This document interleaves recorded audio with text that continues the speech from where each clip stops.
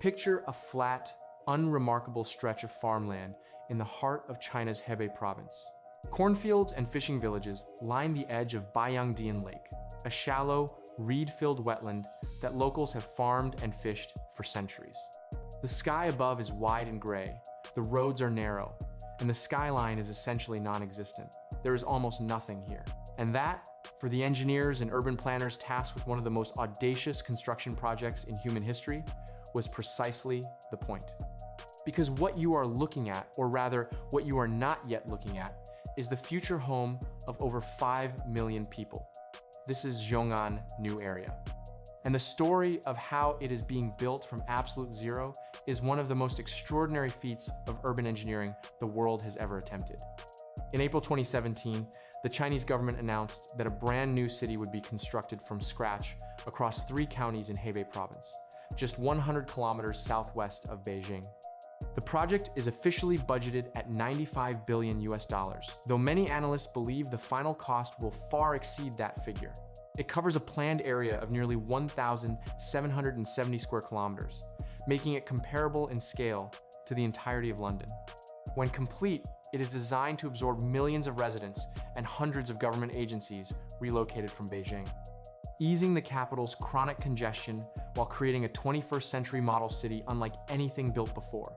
No retrofitting, no patching over existing infrastructure, a clean slate. Every pipe, every cable, every road, every building engineered from the ground up. But how do you build an entire city where there was nothing before? How do you lay the foundations for a metropolis on soft, waterlogged ground above an ancient lake?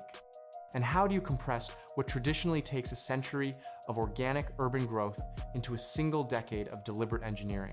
These are not rhetorical questions.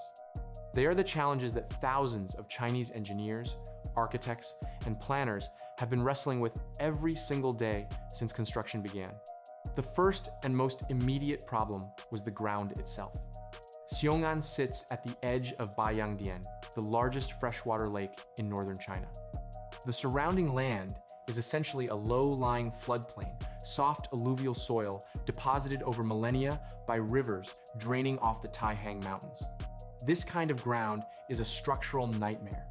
It shifts, it settles unevenly, and it holds water like a sponge.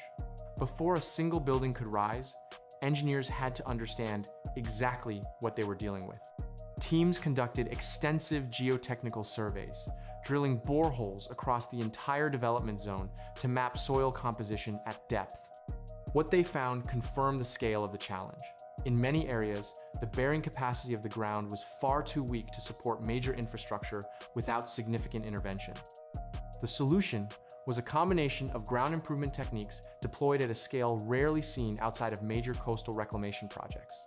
Engineers used dynamic compaction, essentially dropping enormous weights from cranes to densify loose soil alongside deep mixing, where binders like cement are injected and mixed directly into the earth to strengthen it from within. In the most sensitive zones near the lake, pile foundations were driven deep enough to reach stable, load-bearing strata tens of meters below the surface. Every major structure, from underground utility tunnels to elevated transit corridors, required its own bespoke foundation solution. It was painstaking, methodical, and absolutely essential. With the ground stabilized, engineers turned to perhaps the most remarkable feature of Xiong'an's urban design, its underground utility corridor system, known in China as a comprehensive pipe gallery. In almost every city on Earth, the pipes and cables that carry water, electricity, gas, telecoms, and sewage are buried directly in the soil, crammed into narrow trenches beneath the roads. This creates an endless cycle of digging, breaking, repairing, and reburying every time something needs maintenance or upgrading.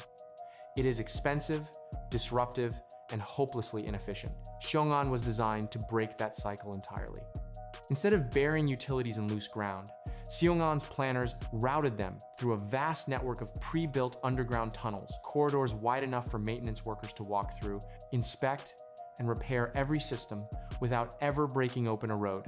Stretching for hundreds of kilometers beneath the future city, this utility spine is the invisible backbone that will keep Xiong'an functioning for generations.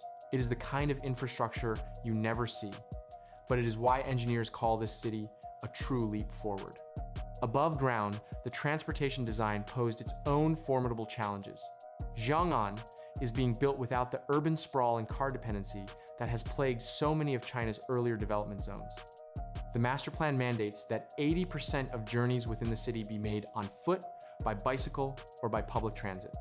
That ambition requires an extraordinarily dense and precisely choreographed network. High-speed rail connects Xiong'an to Beijing in under half an hour, with a dedicated station, the Xiong'an Railway Station, designed as a futuristic civic landmark in its own right, covering over 470,000 square meters and integrating rail, metro, and bus services in a single, seamless hub. Getting that station built required excavating millions of cubic meters of earth while simultaneously managing the water table, shoring up adjacent soil with steel sheet piles, and coordinating dozens of construction teams working in shifts around the clock. The station opened in 2020, years ahead of the broader city's completion, serving as both a physical gateway and a statement of intent. One of the most visually dramatic engineering challenges involved Xiong'an's relationship with Baiyangdian Lake itself. Rather than treating the lake as an obstacle to development, draining wetlands, pushing back the shoreline as cities so often do, the master planners made an extraordinary decision. Baiyangdian would be protected, restored, and integrated into the city as its ecological heart. This was not just an aesthetic choice, it was an engineering one. The lake provides natural flood attenuation, absorbing heavy rainfall and releasing it gradually. Its reed beds filter sediment and pollutants from inflowing rivers.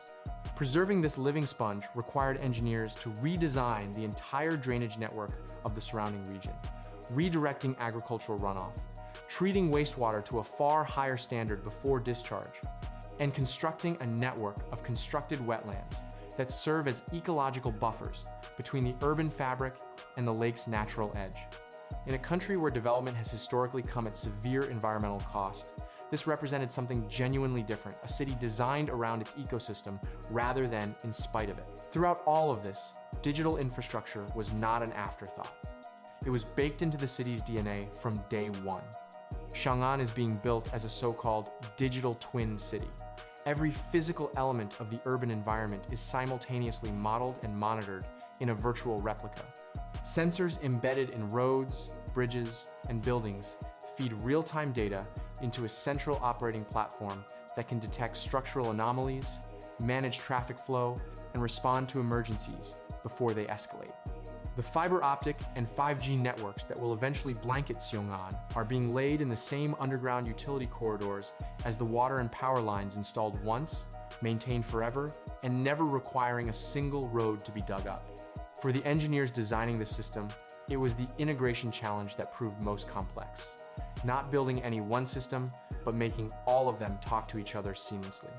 Construction is still ongoing. Cranes still crowd the horizon. The population is still small relative to what is planned. But the bones of the city are there. The rail links, the utility tunnels, the ecological corridors, the digital backbone. Entire districts of gleaming residential and commercial towers have already risen above the flatlands of Hebei. Government agencies are being relocated. Businesses are following, and the people curious, cautious, hopeful are beginning to arrive. What Xiong'an represents is something deeply profound in the long arc of human civilization. It is the idea that we do not have to be passive inheritors of the city's history bequeathed us, congested, polluted, underserved. We can, if we are bold enough and disciplined enough, choose to build something better from scratch. Not perfect. Nothing built by human hands ever is, but better, smarter, more resilient, more humane. The engineers who solved the problem of soft soil, who tunneled beneath a city that didn't yet exist, who chose to protect a lake instead of drain it, they are writing a new chapter in what is possible when a society decides that its urban future deserves to be designed, not just accumulated. If you are fascinated by the engineering challenges of cities being built from the ground up, whether it is Xiong'an, NEOM in Saudi Arabia, or the new capital of Indonesia being carved out of Borneo's jungle, drop a comment below and tell us which project you want us to cover next. And if this kind of deep dive engineering storytelling is what you come to this channel for, make sure you subscribe and hit the bell, because there is always another extraordinary project just around the corner.